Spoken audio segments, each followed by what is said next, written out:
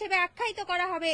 আমরা প্রশাসনের কাছে সুস্পষ্ট ব্যাখ্যা চাই এবং আমরা প্রশাসনের কাছে জানতে চাই এখনো পর্যন্ত কেন অভিযুক্তকে সামনে আনা হয়নি, এখনো পর্যন্ত তারা কেন কোনো ধরনের লিগ্যাল স্টেপ নেয়নি, এমনকি প্রশাসনের পক্ষ থেকে ভিকটিমের সাথেও কোনো ধরনের যোগাযোগ করা হয়নি।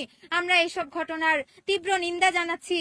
আমরা আরো উদ্বেগ প্রকাশ করছি, ঢাকা বিশ্ববিদ্যালয়ের মতো একটা এরিয়াতে যে স্থানে ঘটনা ঘটেছে সেখানে কেন কোনো ধরনের সিসিটিভি ক্যামেরা নেই? সেখানে আরো বড় ধরনের ঘটনা ঘটতে পারত, সেখানে হত্যাকাণ্ডের মতো ঘটনা ঘটে যেতে পারত।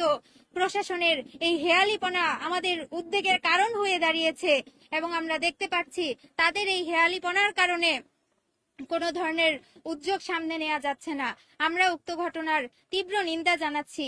আমরা আরো দেখতে পাচ্ছি ভিকটিমকে ব্লেমিং করা হচ্ছে, নানাভাবে তাকে মানসিকভাবে ব্লেমিং করা হচ্ছে এবং তাকে বলা হচ্ছে যে তুমি উক্ত সময়ে কেন কোনো প্রতিবাদ করনি, উক্ত সময়ে কেন কাউকে ডাকুনি, এটা তো তোমার ভুল হয়েছে। আমরা সুস্পষ্টভাবে উক্ত ব্লেমিং এর নিন্দা প্রকাশ করছি, প্রতিবাদ জানাচ্ছি এবং আমরা আরো সুস্পষ্টভাবে বলতে চাই যখন কোনো নারীর সাথে এই ধরনের ঘটনা ঘটানো হয় তখন আমরা দেখতে পাই এক গোষ্ঠী অপরাধীকে যেন মুক্তি দিতে চাই ভিকটিম ব্লেমিং এর মাধ্যমে। আমরা এই বিক্ষোভ সমাবেশের মাধ্যমে দেশবাসীর কাছে, ঢাকা বিশ্ববিদ্যালয়ের শিক্ষার্থীদের কাছে, শিক্ষকদের কাছে এই আহ্বান করতে চাই, আপনারা দয়া করে ভিকটিম ব্লেমিং বন্ধ করেন। আমরা দেখতে পেয়েছি বেশ কিছুদিন আগে যখন ঢাকা বিশ্ববিদ্যালয় ক্যাম্পাস থেকে ভব ঘুরে মাদক দ্রব্যের সাপ্লাইকারীদের উচ্ছেদ করা হচ্ছিল, তখন শিক্ষক থেকে শুরু করে শিক্ষার্থীদের একটা শ্রেণীর প্রতিবাদের বন্যা বইয়ে দিয়েছিল। কিন্তু আজকে এই ক্যাম্পাসে নিরাপত্তাহীনতার কারণে যে একটা ঘটনা ঘটে গেল, সেখানে আমরা দেখতে পাচ্ছি সবাই নীরব ভূমিকা পালন করছে।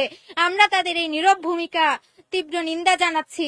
আমরা চাই নারীর প্রতি যে অন্যায় ঘটেছে সেই অন্যায়ের জন্য সকল শ্রেণীর পক্ষ থেকে প্রতিবাদ গড়ে উঠুক, সকল শ্রেণীর পক্ষ থেকে বিচারের দাবি উঠুক এবং আমরা 24 ঘন্টার আলটিমেটাম দিতে চাই ঢাকা বিশ্ববিদ্যালয় প্রশাসনকে। ইতিমধ্যে 24 ঘন্টা পার হয়ে গিয়েছে, আগামী 24 ঘন্টার মধ্যে তারা সুষ্ঠু তদন্তের মাধ্যমে অভিযুক্তকে আমাদের সামনে আনবে এবং তার প্রাপ্য শাস্তি তাকে দিবে। এই বলে আমি এই বক্তব্য এখানেই শেষ করছি।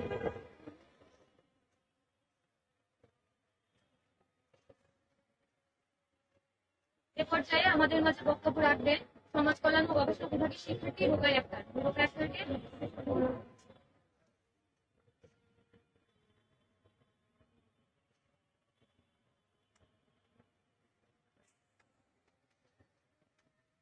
আউযু বিল্লাহি মিনাশ শাইতানির রাজিম। বিসমিল্লাহির রহমানির রহিম।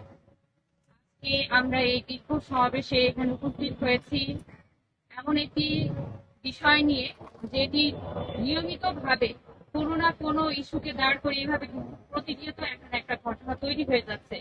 বিশ্ববিদ্যালয়ে এখন 2 দিন পর পরই এরকম ভাবে ঘটনা তৈরি হচ্ছে। 2 দিন আগেও এরকম ঘটনা ঘটেছে যে বোরকাকে বস্তার সাথে তুলনা করেছে, মুখ দেখানোর ম্যাডাম নয়, এরকম কথাও হচ্ছে ছাত্রর পক্ষ থেকে বলা হয়েছিল।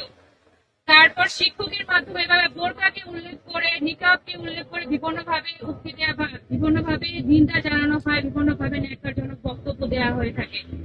এরকম ভাবে প্রতিনিয়ত আমরা এই বোরকা এবং ধর্মীয় পোশাকের উপর এরকম ধরনের আক্রোশ এবং বিদ্বেষপূর্ণ ভাষা আমরা আর সহ্য করতে পারছি না। এবং দ্বিতীয়বার আমরা কতবার ফিল্ডে নামবো এই একই বিষয় নিয়ে বারবার করে আমরা দাঁড়াতে চাচ্ছি না। এটার একটা সুষ্ঠু বিহিত চাচ্ছি। এটা হচ্ছে প্রথমত যে হাফিজা সামিয়া মাইশা ও একক নয়, ওর সাথে একাই ঘটনা ঘটেনি, নিয়মিত ভাবে ঘটছে এই ঘটনা। হয়তো এটা প্রকাশ্যে এসেছে, অনেক ঘটনা চাপা পড়ে যায়, অনেক ঘটনা সামনে আসে, অনেক ঘটনা আসে না। এভাবে করে তো আর চলবে না। এবং বিশ্ববিদ্যালয় ক্যাম্পাসে যদি এরকম ঘটনা ঘটে তাহলে এটা মানার মতো না। প্রশাসনের উদাসীনতা আসলে এখানে প্রশ্ন থেকে যায় যে প্রশাসন আসলে কি ধরনের পদক্ষেপ রাখছে। সাম্প্রদায়িক ইস্যু এখানে তৈরি করার জন্য চেষ্টা করা হয়েছে, বোরকা নিয়ে এবং নিকাব পরিহিত নিয়ে এবং ইসলাম ধর্ম এবং আমাদের ধর্মীয় বিশ্বাসের উপর বিশ্বাসের আঘাত নিয়ে যদি পরবর্তীতে কোনো ধরনের মন্তব্য আসা হয় আমরা কিন্তু চুপ করে আর থাকবো না। আমরা দ্বিতীয়বার এটা নিয়ে কোনো পদক্ষেপ নেওয়ার আগে এটা বিহিত একটা করতে হবে এবং এটা লিগালি ভাবে এটার হচ্ছে একটা সুষ্ঠু একটা জারি তৈরি করতে হবে যে এটা নিয়ে পরবর্তীতে ধর্মীয় পোশাক কি কোনো ধরনের অবমাননা যেন না করা হয়। এটা বিশ্ববিদ্যালয় ক্যাম্পাস এবং প্রত্যেকটা বিশ্ববিদ্যালয় থেকে, প্রশাসন থেকে এই ধরনের বক্তব্য আসা প্রয়োজন। এছাড়াও আমি আরো বলতে চাচ্ছি, আমি কয়েকটা আজকে প্রশ্ন রেখে যেতে চাচ্ছি যে বিশ্ববিদ্যালয় কি আমরা যারা মুসলিম ধর্ম বিশ্বাসী এবং আমরা যারা হিজাব নিকাব পরি হিজাব, তাদের কি বিশ্ববিদ্যালয় ওন করে না? তাদের কি বিশ্ববিদ্যালয় কি তাদের কি এই বিশ্ববিদ্যালয়ে পড়া তাদের কি অধিকার নেই?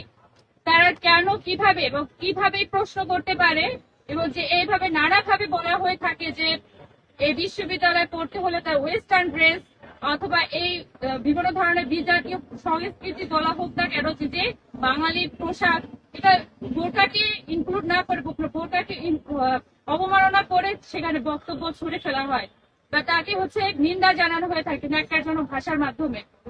এটা যেন পরবর্তীতে না হয় এ বিষয়ে আমাদের সবাইকে পদক্ষেপ নিতে হবে এবং প্রশাসনের পক্ষ থেকে গুরুতর ভাবে এই বিষয়টাকে এবং খুব সচেতন ভাবে এটাকে পদক্ষেপের আওতায় নিয়ে আসতে হবে, যে পরবর্তীতে যেন তারা এই দুঃসাহস না দেখায়। আমি আরো একটি বিষয় বলতে চাই যে আরো একটা বিষয় যেটা শাহবাগে ঘটনা ঘটেছিল, যে ওড়না কাণ্ড নিয়ে যে ঘটনা ঘটেছিল, সেই ঘটনা কিন্তু কয়েক ঘন্টার মধ্যেই ওই ব্যক্তিকে শাহবাগ থানায় হস্তান্তর করা হয়েছিল এবং এটা নিয়ে কিন্তু ব্যাপক আলোড়ন সৃষ্টি হয়ে গিয়েছিল বিশ্ববিদ্যালয়ের শিক্ষার্থীদের মধ্যেও, ইভেন শিক্ষকদের মধ্যেও, প্রশাসন থেকেও, সাংবাদিকদের মাধ্যমেও সেটা হয়েছিল। কিন্তু ঘটনার 24 ঘন্টা প্রায় গতকাল ঘটেছে দুপুর 2:30টার দিকে, আজকে বিকাল 5:30 বেজে গেছে, এখনো পর্যন্ত এটার তদন্ত হয়নি ঠিকভাবে, এটা ঠিকভাবে প্রচার হয়নি, এটা ঠিকভাবে কোনো ধরনের পদক্ষেপও নেওয়া হয়নি, প্রশাসন থেকেও কোনো ধরনের পদক্ষেপ নেওয়া হয়নি। ইভেন ভিকটিমকে যে তারা একটা সান্ত্বনা বানিয়ে দেবে অথবা কি ঘটেছে সেটা সম্পর্কে তাকে এটা জানার চেষ্টা করা হবে, সেটা পর্যন্ত তার কাজ পর্যন্ত রিচ করা হয়নি। উল্টো তার কাছে যখন যাওয়া হয়েছে তখন সে 3 দিন তদন্ত কমিটি গঠন করে এটা সুযোগ নেবে সেই বিষয়ে বলা হয়েছে। আমরা এটা তীব্র প্রতিবাদ এবং নিন্দা জানাচ্ছি। এটা কোনো সমাধান নয় যে একদিকে দ্বিচারিতা, বিশ্ববিদ্যালয় প্রশাসনে আমরা দ্বিচারিতা দেখতে পাচ্ছি, যে কোনো ইস্যুকে বিশেষ করে বোরকা নিকাব হিজাব ইস্যুতে তারা সবসময় নীরব ভূমিকা পালন করে এবং এই জায়গাতে তারা সুশীল হওয়ার বা সুশীল সাজার চেষ্টা করে। এই জায়গাতে সুশীলতা দেখানোর কোনো উপায় নেই।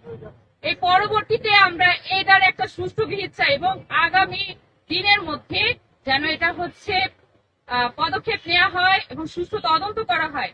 আর এখন সেই বিশ্ববিদ্যালয় প্রশাসনিক কাঠামো নিয়েও একটা প্রশ্ন থেকে যায় যে সিসিটিভি ফুটেজ কার্জন হলের মতো জায়গায়, যেখানে সবচেয়ে বেশি জনবহুল জায়গা, এইখানে যদি সিসিটিভি ফুটেজ ঠিক মতো না থাকে বা থাকার পরও সেটা যদি নষ্ট হিসেবে তারা উল্লেখ করে, তাহলে সেটা কিন্তু মেনে নেওয়ার মতো নয়, যে যেখানে যে কোনো সময় বিভিন্ন ধরনের বিপজ্জনক ঘটনা ঘটতে পারে। তো সেই জায়গাতে যদি আমরা সেই মামলাটার আমলের মতো যে ড্রেস কোড কি, ওই যিনি হেনস্থাকারীর পোশাক কি পরেছিল, তার গায়ের রং কেমন ছিল, এভাবে করে 3 দিন সময় নিয়ে অথবা 1 মাস সময় নিয়ে যদি তদন্ত করে তারপর হেনস্থাকারীকে আইডেন্টিফাই করতে হয়, তাহলে আমরা বর্তমান সময়ের যে আলোকে বিশ্ববিদ্যালয়কে যেভাবে হাইলাইটেড করা হয় যে উন্নতির জায়গা থেকে, সেই জায়গায় কিন্তু প্রশ্ন থেকে যায়। তো আমরা এটা চাই যে আমরা আলটিমেটাম দিচ্ছি যে আগামী দিনের মধ্যে 24 ঘন্টা অথবা 12 ঘন্টার মধ্যে এটার একটা সুষ্ঠু বিহিত করবে এবং হেনস্থাকারীকে আইডেন্টিফাই করে তাকে বিচারের আওতায় নিয়ে আসবে। কথাটা রিপিট করবেন আপনারা যে আলটিমেটাম আমরা আজকের এই বিক্ষোভ সমাবেশে আলটিমেটাম দিচ্ছি যে আগামী দিনের মধ্যে এবং 12 ঘন্টার মধ্যে প্রশাসন হেনস্থাকারীকে আইডেন্টিফাই করে তাকে বিচারের আওতায় নিয়ে আসবে।